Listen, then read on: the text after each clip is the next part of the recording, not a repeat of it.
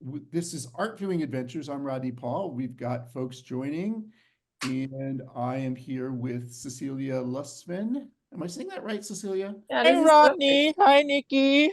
Hi there. Paco. Hello. Yes. Paco's a regular. Hello. We're happy to have you, Paco. And Yes. Bussie Parker Kehoe. Am I saying that right? Yeah. Cool. And you guys, we're going to be talking about your art, and I'm going to encourage people to come visit you during open studios in the spring in April. But just tell me, like, what's it like for you just having open studios? How do you prepare for that weekend? I'll ask you, Cecilia, first. Okay. Thank you first, Rodney, for having us for this conversation today. So the open studio is usually for a full weekend, and preparation is not like a marathon, but almost, because I can tell for myself, the pieces I'm making are really long to create. So having the target of the open studio dates like push me to work more and more and more every day, getting closer to the open studio. So it feels, a little bit more intense It's like a approaching. deadline for you guys. Yes, it is definitely, but it helps also like trying to be more consistent, and I like to have that like twice a year. It's great. Yeah, you do one in the spring and one in the fall, and I got to meet both you and Bussie at the one in October. Absolutely. I think, you know, what happened was I was doing open studios. I was over at the, I think it was 890 Bryant. And I was talking to somebody and they said, oh, you have to get over to the Alabama Street studios because there's some really spectacular stuff. And they mentioned both of you and said, you Oh. got to go see these guys. Oh, that's That's so So nice. Bussie, tell me about you. Like, what's it like for you getting ready for open studios? Very much the same. It's nice to have those kind of markers to shoot for. So I'm usually trying to create as many new things as I can to have new pieces on the walls. And so you're kind of in a race to make as much as you can, which means there's a mess in your studio, and then also clean it up and have it all put on the walls and, you know, make it friendly for visitors all together at the same time. You're trying to do all of that at the same time. But I also enjoy it because I usually have some little demonstration areas so that people can see how I make my art and play and kind of do things, really see how the process works. Yeah, well, it worked. It worked in my case because I had such a great time visiting both your studios, and that's kind of what has resulted in the program we're doing today. So we're at 1 o'clock, and Nikki, why don't you kick us off and tell us about Community Living Campaign? Thank you. Good afternoon, everybody. Nikki Tresvigna. The Community Living Campaign is a nonprofit in San Francisco, and we bring programming for people with disabilities and seniors in San Francisco, along with advocacy.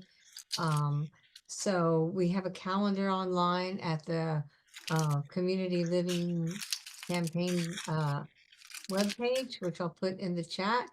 And this is one of our favorite programs, bringing art and the opinions of all of you on what art is, what it means to you, how you feel about what we're presenting. And Rodney just does a bang up job. I'm always learning more and more about things that I never really I would recognize a piece, but not know too much about it. And now I see pieces and I go, oh, I know who that is, or I've seen that before. And it's just been a nice education for me, and I'm sure for lots of other people. So thank you, Rodney, and please present our two artists today. Welcome.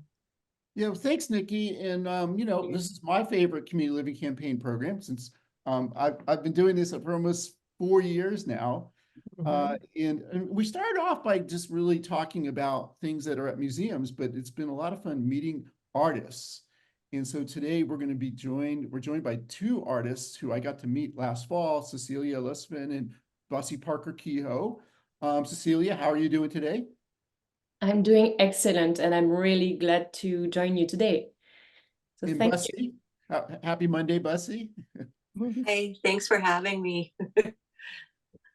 And we're going to just delve into your work. But the first thing I want everyone to know is that you guys share studio space. You're at 744 Alabama.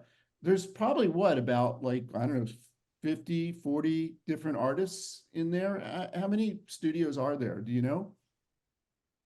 Actually, I have no idea precisely, but I would say about 100 maybe. 100. Yeah, it's on 2 levels. And yeah. Yeah, and it was really fun to visit. There's other studios nearby. So you guys are in the Mission District, kind of, I'd say about a 10-minute, maybe 15-minute walk from 16th and Mission.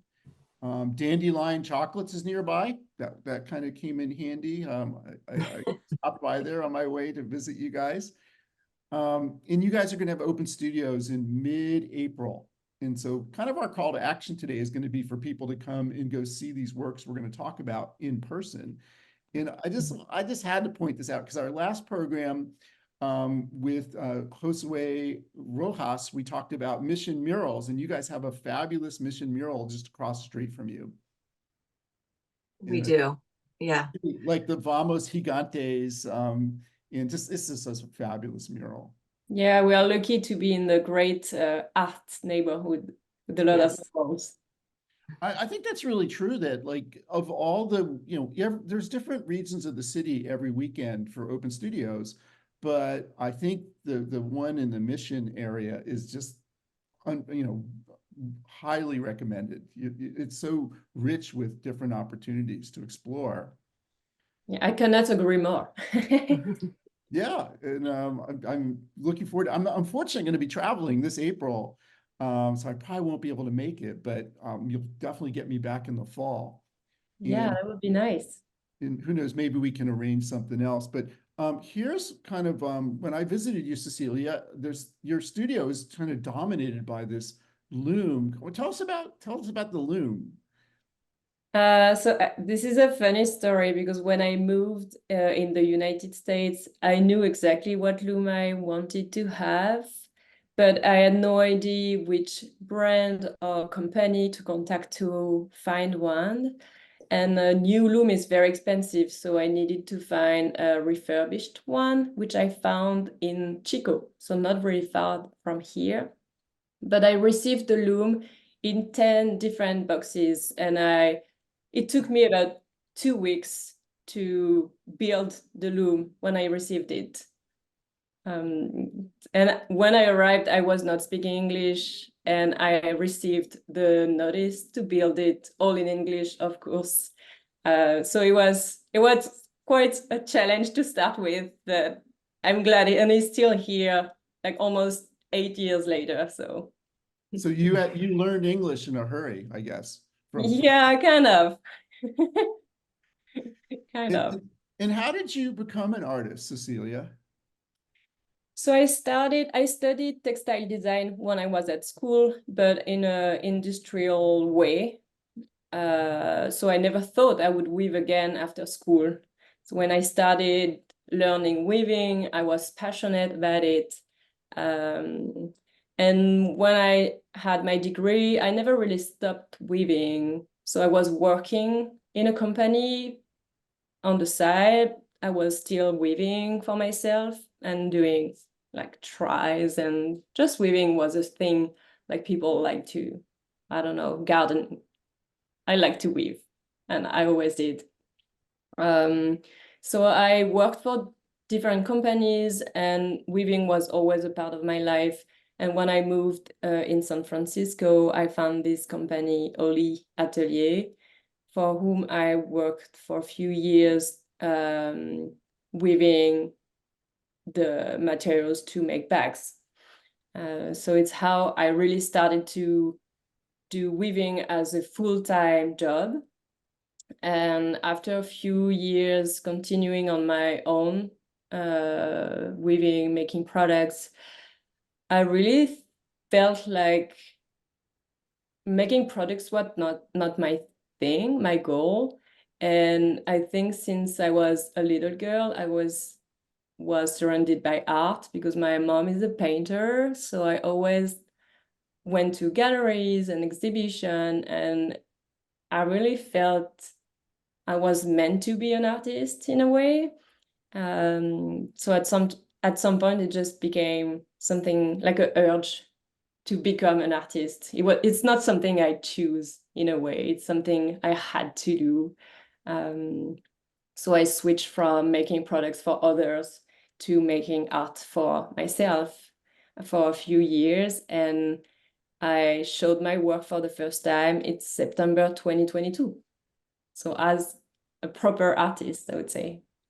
It's kind of amazing that you know, you transform into what you would call proper artist, and then you know, you were in the recent De Young Open with this artwork. So what is this material that you use to make this artwork called Ashes? So when I started to make my art pieces on the side of other things, I had no money at the time to buy like nice material. Like I loved leather, things like this, but I had no money for that. So I tried to play with materials around me, and one day I started to play with inner tubes from bicycle because it was a resources like easily found. And when I was playing with it, I really discovered that it was an amazing materials with a lot of properties that was incredible and actually really resilient, resistant, a material that I could use in a weaving process, even though at first it's not the first thing you would expect to be in a textile. So I play with it for months, maybe years, before finding the final result that I love today, the little fringes. I think it's my mark as an artist. And today people are not able to say it's inner tubes, which is very fun because it's only rubber, and I hope I make it look different, surprising, and more beautiful. Oh, and is this picture, is that the same rubber from the inner tubes, or is that something different? No, so this is the base of my warp. So to do the weaving, you have to have what it's called the warp in a warp way, and then you have perpendicular to that thread the weft, which is the inner tubes. So I have the warp in the background, which is linen threads, and on the top I have little pieces of inner tubes that I use to cover the warp during the weaving process. And then it results in something, well, it results in ashes. Yes. And then here's another view of this is I think it's also on your website, but I took this picture in your studio. Yes, absolutely. And So I like, sorry. And you told me it takes a very long time to create something like this. So tell me, like, how long does it take? What's the process? Yeah, so it's hard to realize, but the scale of each fringes, it's about a quarter inch approximately in high, so it's pretty small. So I hand washed all of the inner tubes, then hand cut all of the inner tubes with scissors one by one. I tried other ways to cut, but it doesn't give the same result with the human feel that I like to keep. And then I can start to weave them. So the preparation of the materials is as much time as the weaving time. And it would take about 2 months of work full time to get the piece we can see right now. 2 months. That's amazing. And, I told you it has a certain emotional pull for me because I'm a bicyclist. I have, just, broken many inner tubes. And so you're working with discarded materials, which is what you have in common with Bussie. So let me bring Bussie into this. Bussie, what discarded material do you work with, Bussie? Hi. I work with, currently I work with old house paint. So what I do is I take house paint that people no longer need. So the cans of house paint, they donate it to me, or the first bunch of house paint that I found in San Francisco was in the studio garbage area. So I just grabbed all of that and I pour it onto glass and let it dry. And then the pieces of paint, once they're dried, are like plastic, because there's so much plastic in latex paint. So it's kind of like rubber, like, interestingly enough. It has a similar feel to the inner tubes that Cécilia works with. It's a little stickier, but it's plastic pieces that are sticky where it touches the glass where I poured it. And then I can stack those pieces and cut through them. And that's what you're seeing in this picture here. I've stacked different poured discs of old house paint, and then I cut through them and assemble them on a board. So. Yeah, and is it, again, a very time-consuming process? Oh yeah, it's very time. I just, like Cécilia, I just love the process, and I never want to. People are always like, let's figure out how to make this quicker for you. And I always, I enjoy the process and how long it takes and how it is clearly made by hand and not by a machine. And so I don't want to hurry it up. Like, part of the process is waiting for paint to dry, which can take a couple days. Then you take those pieces and you stack them, and then you have to cut through them, and then you have to put them together and assemble them on the board, like making a puzzle. And I love all those different stages. I just enjoy all of them. So. And what kind of reactions do you get from people when you tell them you're using discarded materials? I think they're thrilled to keep, initially they're thrilled to have this, something. A lot of people deal with old house paint and don't know what to do with it. It's kind of something that's sitting around, you can't throw it away in the trash. So you're trying to figure out, what do I do with this? And so they're thrilled that I've kind of taken those things that nobody wants and kind of nurture them in a way. I mean, because I'm kind of like, oh, you poor things that are left behind that nobody wants. Let me figure out how to make you look beautiful and special. So they're usually surprised and kind of excited, and then they usually say, do you need more? Because I have some at home. So yeah, well, I want to ask Cécilia, like, do you need more bicycle energy?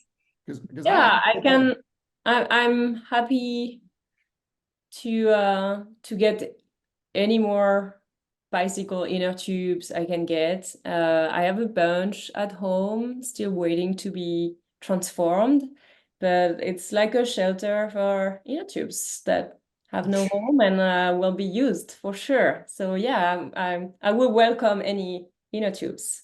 well, it would make me feel a lot better when I get my flat tire if I thought, oh, well, Cécilia is going to be able to turn this into this amazing work of art. I'd be happy to use them. We had a question from Nick Bussie about your process. Mhm. You want to know, do you cut the dried paint with a stencil to get approximately the same curvature on each piece? No, so when I'm pouring the paint and when it's wet, I pour it onto glass like I'm making pancakes, and it naturally makes that round circle if I have a steady hand. So all of those circles are just naturally, poured like pancakes, dried, And then what I'm cutting is just, I basically cut those circles in half to make those kind of semicircles that you see there. And then I stack them. So I use scissors like Cecilia, a lot of scissor time. Those are the best. Yeah. And then like just the colors, like that's just your artistry, figuring out like what colors are going to work well together.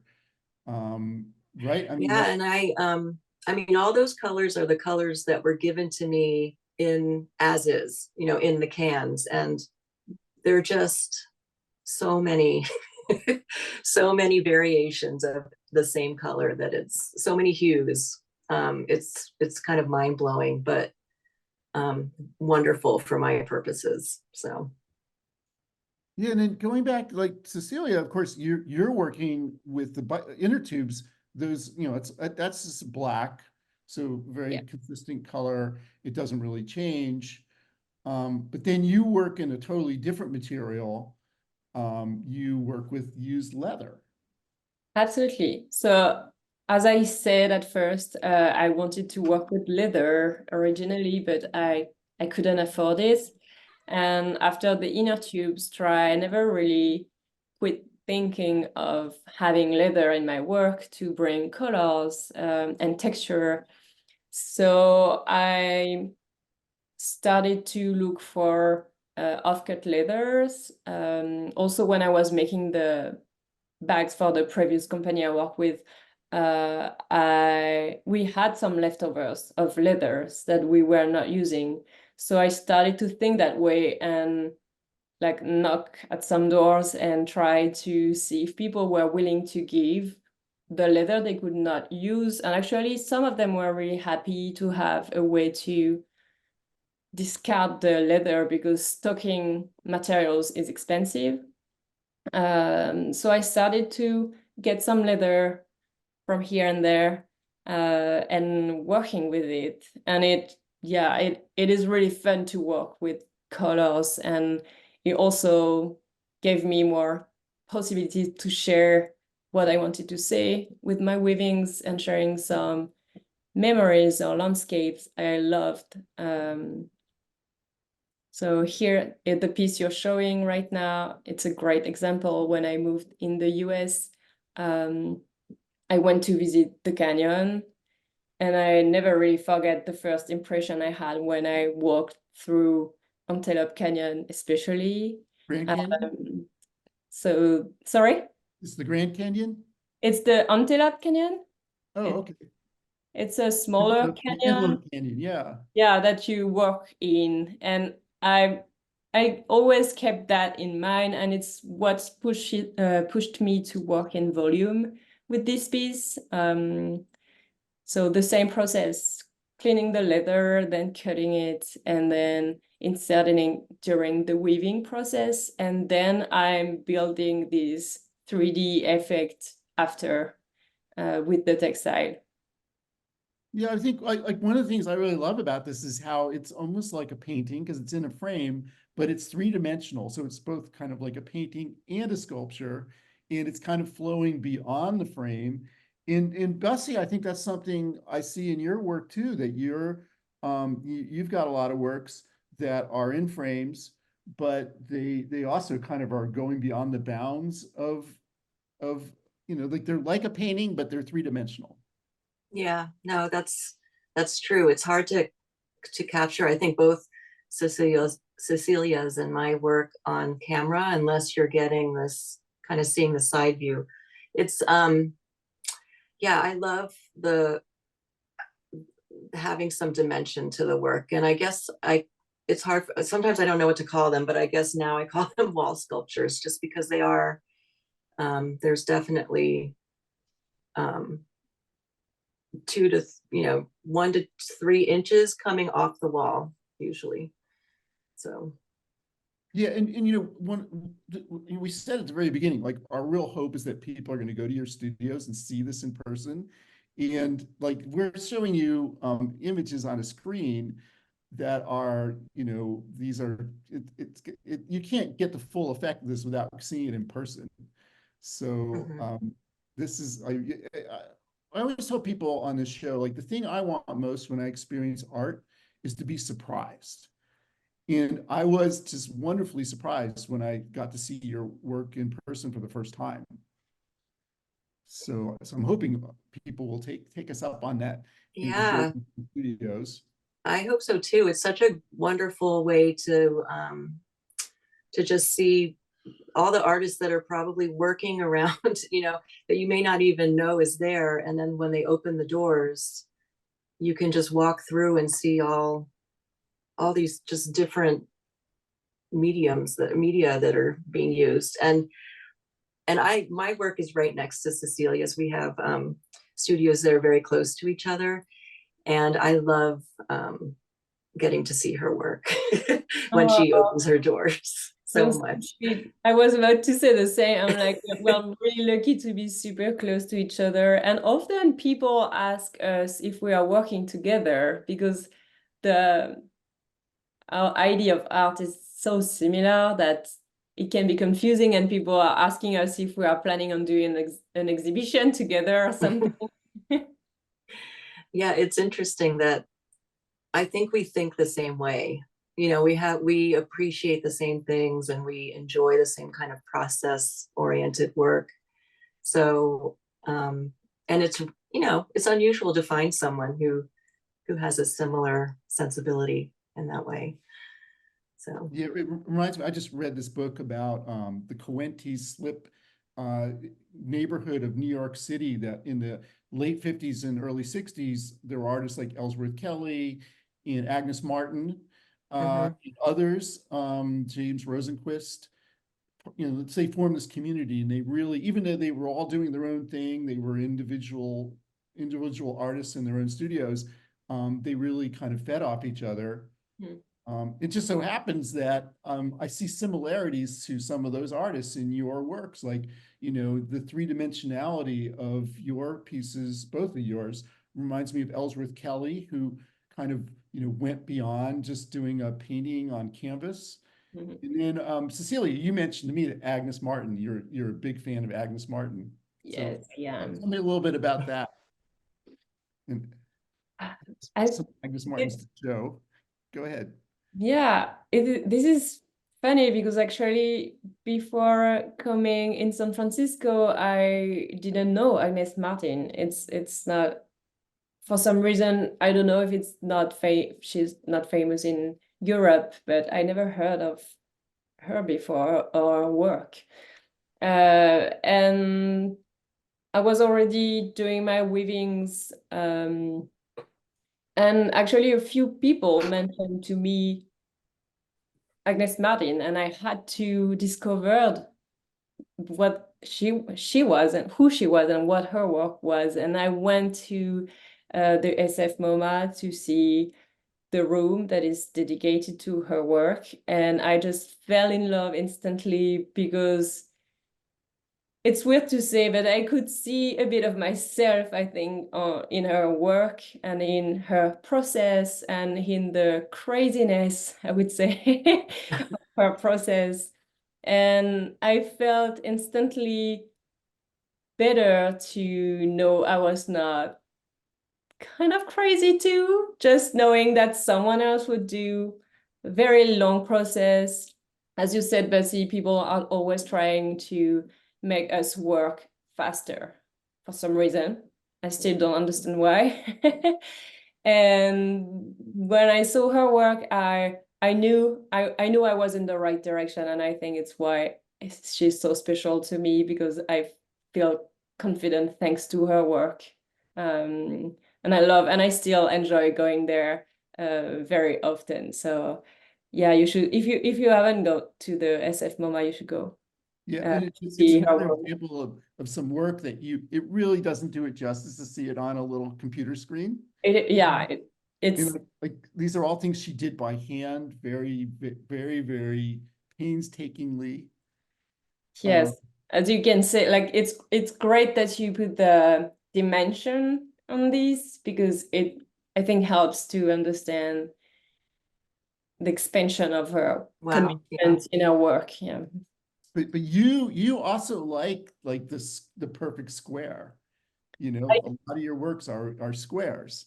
It's true. I love squares. I actually like squares and fake squares. I feel like real squares can, for the eyes, look a bit, I don't know in English, sorry, flat-ish. It doesn't feel like a real square, and I feel like the imperfect square a little bit higher than the real square makes it looking better. But on these ones, you're right. I work on a square. For me, I like the idea of the square because you have no idea in which direction you should look at the piece, and sometimes people look at the piece in another direction as me, and I like to see that because it makes me look at it in a new way and discover a new story about the piece. So I like that. Yeah, it's funny if you hung a Agnes Martin painting upside down, like, you know, I bet you someone would notice, but you know, not Yeah. everybody would. Bussie, I think you also tend to like squares, right? Am I correct?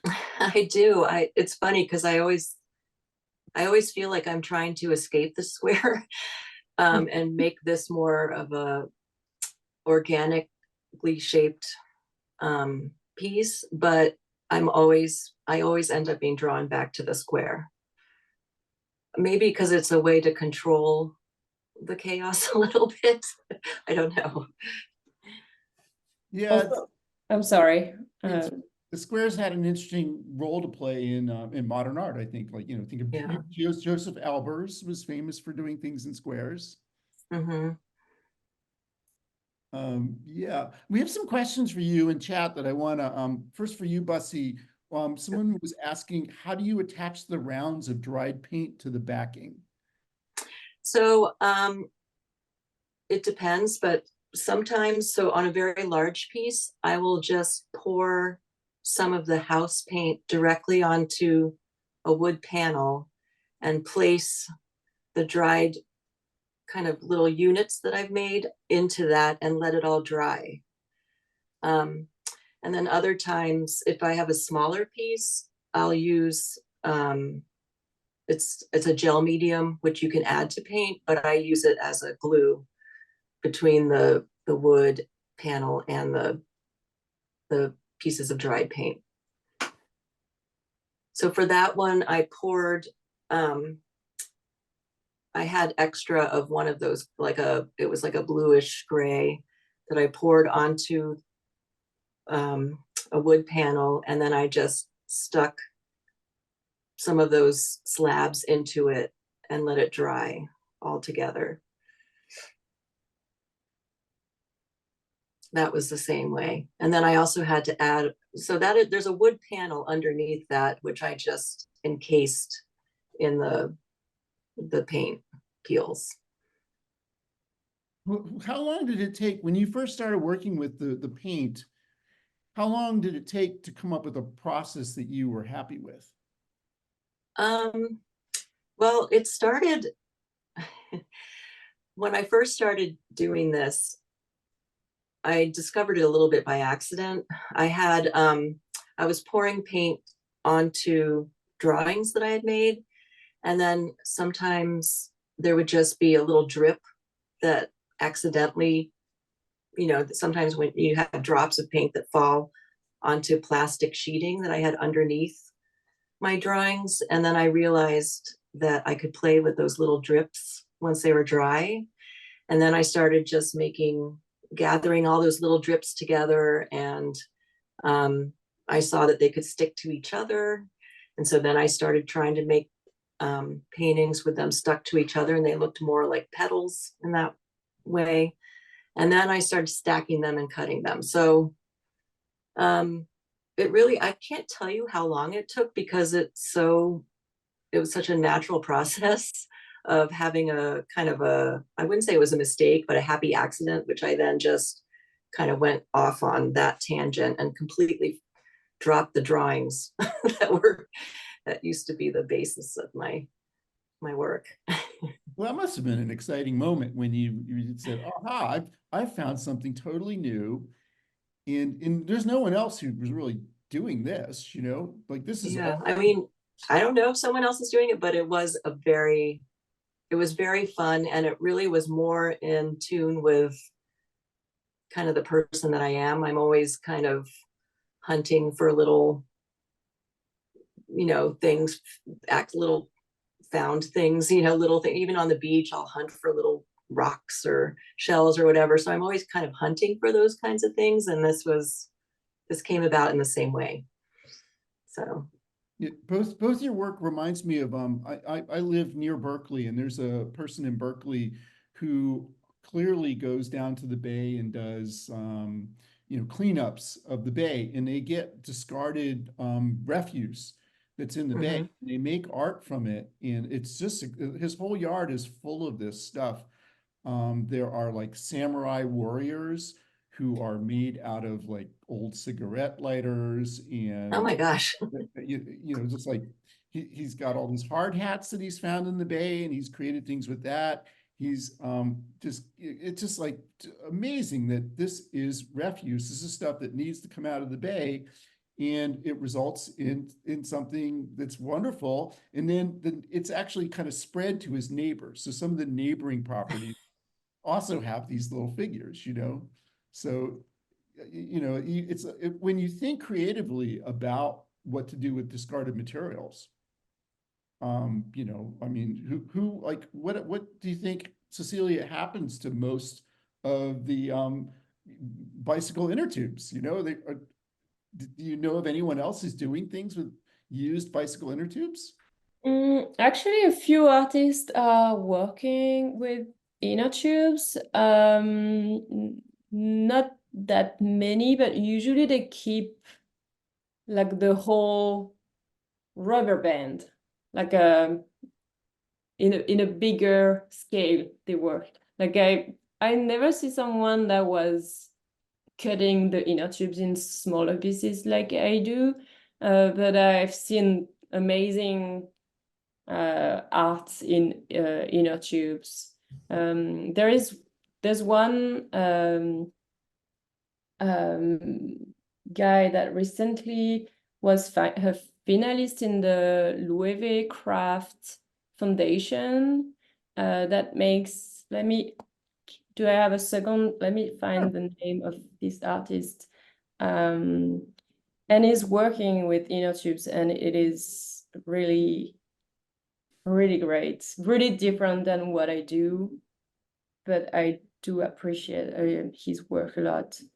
I know there was a Chinese artist who created some gigantic sculpture that was at SF MoMA probably about 4 years ago now. This the art, mask. well, it was like this giant thing that had, I think they were using car tires actually. Oh, So I think there have been other artists that have done things with car tires. so it's Patrick Bongoy. I don't know how to say his name. I think he's from South Africa, and he does, like, I don't know if you can see on my screen, like huge. Oh, wow. It's yeah, this is amazing. So giant, like more sculpture. Yeah, absolutely. More three-dimensional than what I do. Tell me, like, so you ended up cutting the tubes by hand with the scissors, or what? How, like, what do you do to get those strips? So yes, absolutely. I started with scissors because it was the tool I had at first when I started to play with the material. And I tried with laser cut to see, but it was smelling really bad, and it was pretty long because the inner tubes, when it's flat, it's not really flat because it's a round at first. It's kind of wavy even if you try to flatten it. So it was a long process to make it flat to be able to laser cut it. I tried with water jet too, but it was not really what I expected. The result was not really worth the effort. I tried with sorry, I don't know how, cutter. Yeah. You like a do something or like a small, razor. yeah, eraser. Thank you. And it was way longer too. So I went back to the scissors finally, and it's actually the fastest way, the easiest way. So it's how I started. And very recently, I bought an amazing machine to cut the strap. So it's a machine to do belt strap at first. And I a little bit change it to make it so it looks like this. Let me look. This is the machine Uh-huh. they use. So I use this to make all the these bands first. Ah, So And that's the leather then? yeah, for the leather and the inner tubes, it works too. Oh, But sometimes with the inner tubes, because it's rubber, it will not cut perfectly. So I always have to recut a little bit, but at least it makes it easier. And then after I have the band, I can like hand cut all the little fringes.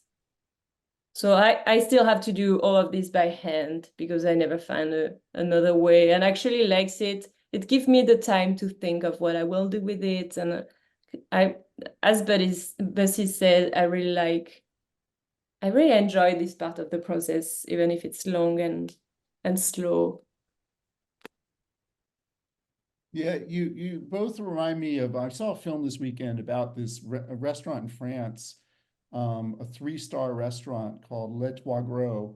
And it was like kind of showing their process of making a new dish and all the different things they do to try things and then for them, because they're a 3-star restaurant, the fact that the food is beautiful is really important.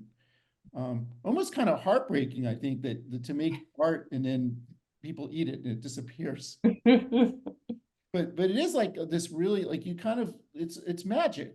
You look at the process and you think, well, how did they think of this? And, how did they make bicycle tires, end up looking like it does here? How did you, start with paint and end up with something like that? And it's like this long process of trial and error in with this drive to make it interesting, beautiful, something that captivates you. So I don't know if you guys think of like restaurant chefs as artists, but this film kind of made the argument that they might be. Yeah, I agree with you. I think art can be everywhere, and it's important for us. I think I can talk for you too, Bessie, but I think what we try to share with our art is also to show people that the creativity is everywhere, and even with little, you can do big, just if you have the commitment to look forward what you see at first. I think you need to look a little bit more deeper in what surrounds you and not stopped by, like when I use the inner tubes, it took me a bit of time to think another way than, okay, it's a raw material that it used for bicycle, and try to forget its first use and okay, what can I do with it if I knew nothing about this? If I had this for the first time in my hand and I knew nothing about it, what I would see with it. And I think it's what brought me to the weaving, because I was like, okay, I have this material, and why not connecting my skill and this amazing material that no one wants know what to do with it when it's like unusable as his first like goal. So Well, that's a really good point, that we think of these things that are going to be discarded as unusable, and yet today, as we confront the impact of humanity on the planet, we realize, like, really you should strive to make nothing unusable. And so you both have figured out how to repurpose things that, would otherwise be going to waste. Could be like, in your case, Bussie, the discarded paint could be a threat to the environment. I'm sure there's a lot of pollution that's connected to old paint. Yeah, I mean, I've heard that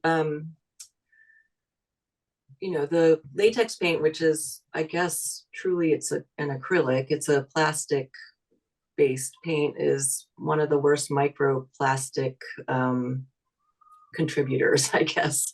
But I have to admit, when I first started using it, it was more like how Cecilia started, where I was trying to be resourceful and think what is out there already that I can use, because because I don't want to expend too much money on new, especially for acrylic paint. You can do the same process with acrylic paint that you find at the art store, but the cost is really just, it's so much more, and you're bringing in so much acrylic into the world that's already out there with the house paint. But I see there's a little question about this piece. This is made out of house paint. This is made out of it's the same process where I poured white paint, let it dry, then I stacked those round pancakes on top of each other and cut through them. And so some of these pieces are showing the edges of those pancakes. So those are the ones that look a bit spiky. And some of the pieces you see there are kind of the middle. So it's a cross section of all the pieces stuck together. But because it's all one color, it looks more like, I don't know, maybe ceramic or something. You don't see all the layers that you would see with the other pieces that have the color in them. Although maybe we would if we were in your studio and we could look at. Yes, if you come to the studio, you can definitely get you can look around it like the video was of Cecilia's work. You can look at the sides, you can see more. Yeah, you should come to Bussie's studio. It's amazing, guys. You should come. Oh, yeah. And let me ask you this: if someone were to observe you making this, Bussie, it would be a fun thing for people to watch? Like if we got a documentarian to come and film you, would that be interesting? Yeah, I think it would. We would have to pick which stage of I guess I could have pieces that are in all different parts of the process, and so you can kind of see each stage. I mean, I think it would be interesting, and maybe just like, oh, it's so simple. At the same time, you'd think, oh, it's such a simple idea, but it's nothing, I don't know, in a good way. Like, it's not like you need to make it complicated. It's something that you can do that's pretty simple, but make something that looks completely transformed. So yeah, it's a great message for people, what you both are doing. And Cecilia, I think you were telling me like the very first inner tubes that you used were those are inner tubes that friends of yours, they had been, it was their bicycles. Am I correct about that?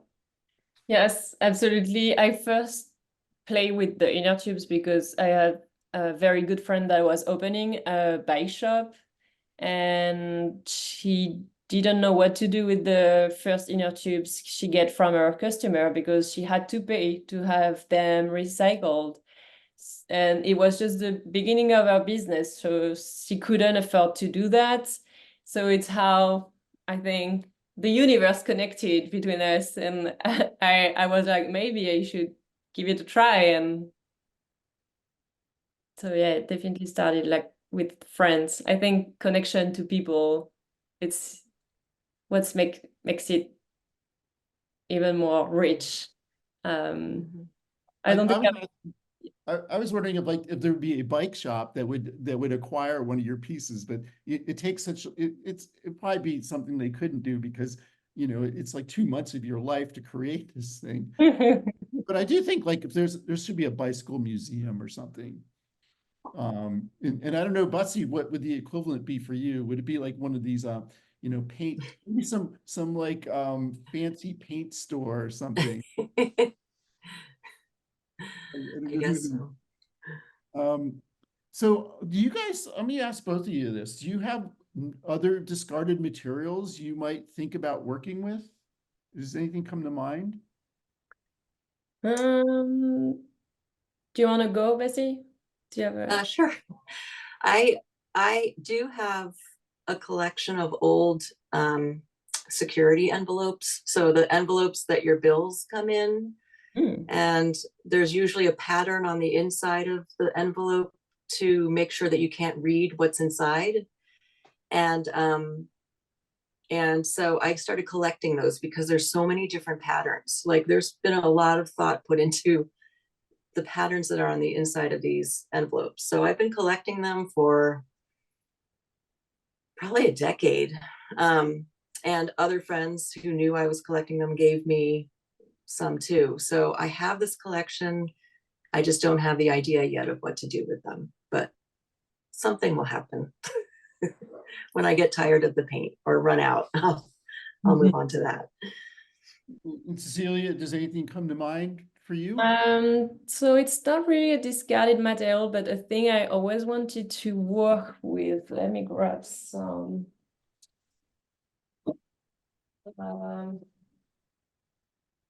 Where are here? Pine needles from Italy. Like I collected a bunch of them because I love it. It's beautiful. And once it's dry, it just like stays as is, I guess, for a long time. I always wanted to play with that and see what I could do, but I didn't find yet a good idea with it too. So I just have them like in stock and I will see what I would do. Do you like it because it's like a fringe, or? I think, yeah, I have an obsession with the fringe aspect of things. It's already, I don't know, I like the idea because also I think my weaver brain comes back. I like the idea of being able to grab things through. And it naturally has this gap that I could use to grab the needle. So yeah, probably what pushes me to think about this material. So you would be weaving these things into, would it be something similar to the leather, these leather works? I don't know. I don't know if I could do exactly the same system because it is too fragile at the fork. So if I would do that, it would break the fork. So I would probably have to weave them in an horizontal way more than vertical. So I don't know yet. I'll find it. I found a way. We had a question from Jennifer. Do you use wheelchair inner tubes, or would you? Oh, that's an excellent question. Actually, never thought about it because weirdly, I thought wheelchair had tubeless wheels, which would be only the tire with no inner tubes. That's why I never considered it. But I would use it for sure if it is something, I would use it. I just think it'd be so much fun to see one of your works, Cecilia, and to think, oh yeah, one of my inner tubes is in that. I helped create this part by getting a flat tire. Yeah, next time you have one, please bring it to me and I'll be sure to insert it in my next work. We have some really nice comments in chat. Gail says, I am totally blown away by both Cécilia and Bussie's art. So unique, so moving and mind-bending to imagine the amount of work and time that goes into each piece. A joy to see, wishing I can experience these pieces in person. And of course you can, Gail, if you go there in mid-April. So get your taxes done. Sarah is mentioning the pancake rocks of New Zealand, known as the punakaki, that are kind of reminiscent of Bussie's these paint, this one in particular, I I'll think. have to look that up. Yeah, so like nature doing what you do, kind of stacking these things up. Do you need a lot of space, Bussie, to do all this? Like, how does that work? I do. I mean, I need a lot of surface area to pour the paint. So what I normally do is I work in my studio and do everything but pour. And then right before I leave for the day, I will pour on pieces of glass that I have all over the floor, glass that I have on, 2 tables that I have, and then I just leave so that I don't disturb it and let it dry for a day. But it does take a lot of space. I can't have something poured and then also work in the space. My studio's not big enough. So yeah. That was an interesting thing about Coente's Slip, was that these were old mast making shops from the 19th century, and they had a lot of space. Mhm. What they didn't have was they didn't have heating. It could get very cold in these studios. So you guys fortunately have a very comfortable space, I think. Although it's the same sort of thing. You're like 744 Alabama that's got to be a pretty old building, right? It is, and I don't think we have heat. No, you don't have heat, okay. But it's pretty comfortable anyway, because the temperature doesn't vary that much in the city. I guess that would kind of make sense. Maybe that's why open studios are in October and April instead of like December, and December might be a little rough. Right.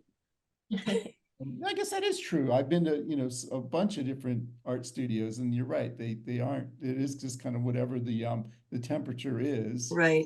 I mean, it makes a difference. So when it's cold, it takes 2 days for my paint to dry. Oh. So then I just kind of work that into my schedule.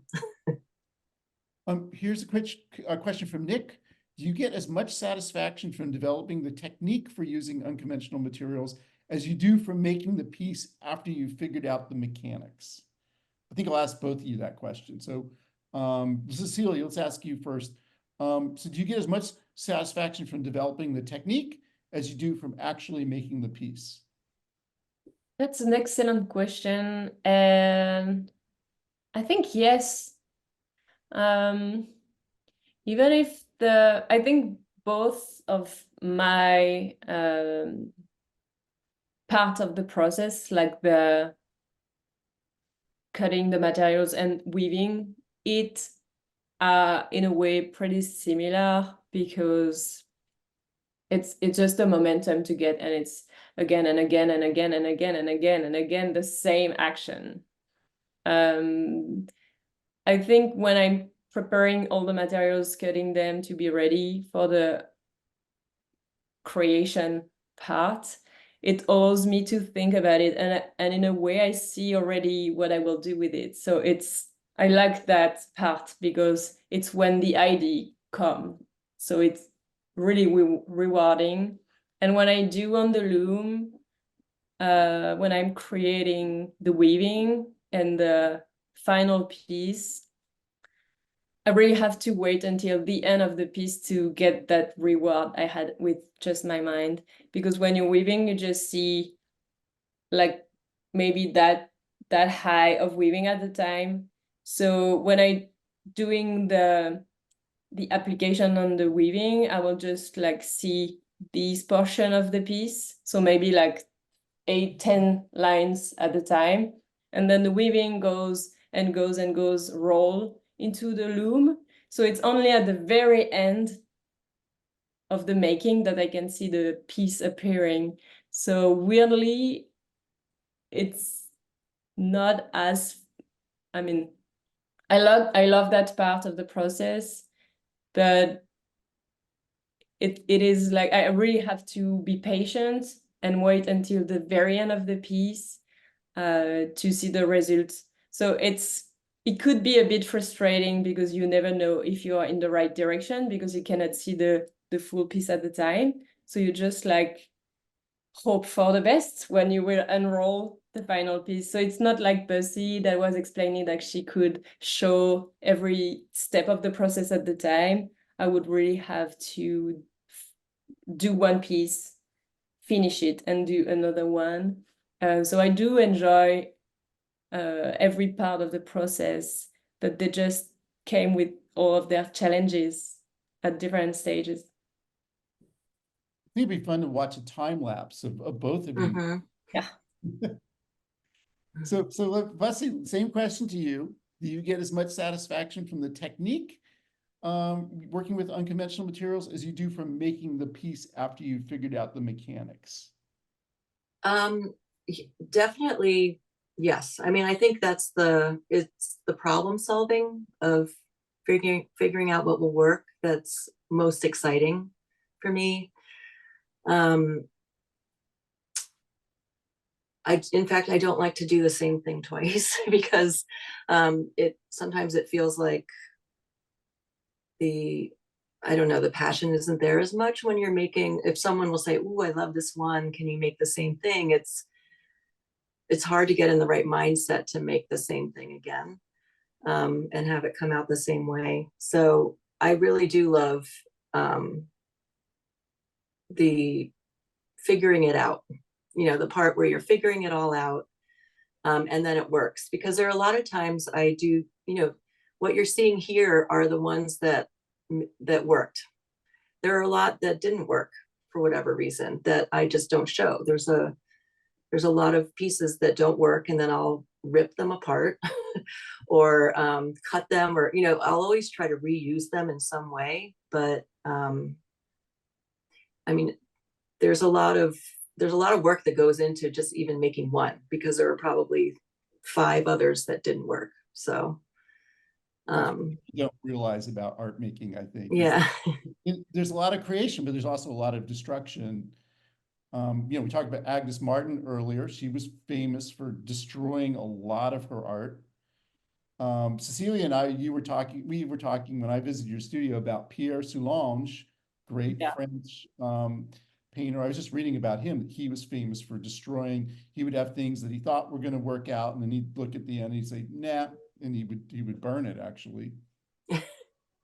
Bussie, I'm looking at this one in particular, and if I came to you and said, "Oh, can you make another one of these?" I just think that would be impossible, right? Yeah, it wouldn't. I mean, I would say I can certainly. So when I look at this piece, there's a lot going on in it, but overall, the feeling that you get is of a red and I think of a red and pink. So I can do that. I can make it with an overall feeling that's the same, but clearly the individual pieces will be slightly different. Or I mean, you can see there's some almost bluish purple in there. I may not have that color anymore, so I'll substitute it with something else. But yeah, and I just have to commend you both. You both have just such a wonderful color sense. Like, it's one thing to come up with this technique and to reuse these materials, but then to come up with things that just really work well. That's kind of, that's the part that's just beyond, that's special to you, something like this. The Harlequin one, I really loved. Which one is that? No, I have it in here somewhere. Harlequin. Nope. But yeah, you both have just such a wonderful color sense. And again, I'm gonna go back and just show people where to find your studio. So 744 Alabama Street. It's about 10-minute walk from the 16th Mission BART station. Also very close to some other really great buildings for studios. I think 1890 Bryant is a really big, it's got, I think, 3 or 4 floors. You guys are not far from there, and there's a bunch of other studios nearby. Any last thoughts? I'll start with you, Cecilia. Last thoughts before we wrap up the show.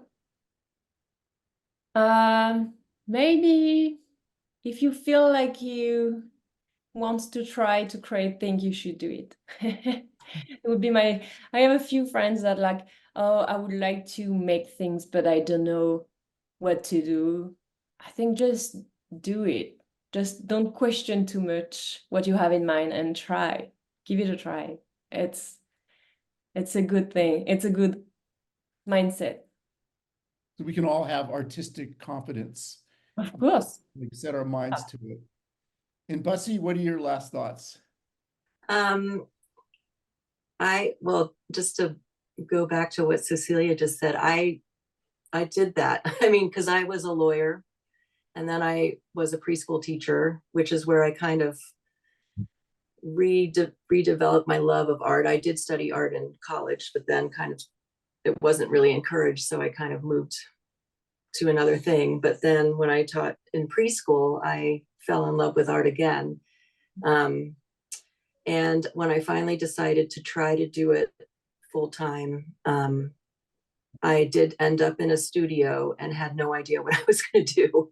And so, but you just start somewhere and then you eventually find your place and then it takes off. So I totally agree with what Cecilia said. And other than that, just thank you so much for having us. This was really nice. I so admire Cecilia's work, so I'm thrilled to be to just be on this show together with her. It's really, really nice. No, you're too sweet. I honestly, I think it's thanks to you that I decided to show what I was doing and do this full time. Because when you moved in the studio in Alabama, I was there already for like maybe 2 years. And I was just doing my thing on my own, not showing anyone what I was doing. And I saw it work and I was just blown away. And I thought, oh, this is excellent. Like really, I don't know, I really loved it and I never stopped thinking about it. And when you moved to the studio next to mine, I really thought I really like signs in life. I think if you listen hard enough to them, they will just guide you to the right direction. And when I saw you moving there, I was, okay, that's now. I have to do it. So thank you. Yeah, thank you, Bussie, for saying that. I feel the same, you know that already, but Yeah, you guys are an excellent duo. I love the commonality in your work. I'm in awe of both of you, and I'm so glad I stopped by your studios in October. Nikki's pointing out that if you do visit the studios, April 13th in particular, there's going to be the Cesar Chavez Parade and Community Festival on 24th Street, not very far away. Oh, I didn't know that. That's good to know. Thank you yes. for sharing. Do all that. Bussie, Cecilia, really want to thank you guys for coming on Art Viewing Adventures. It's been a real pleasure talking to you, and I look forward to seeing more of your work in the near future. Yeah.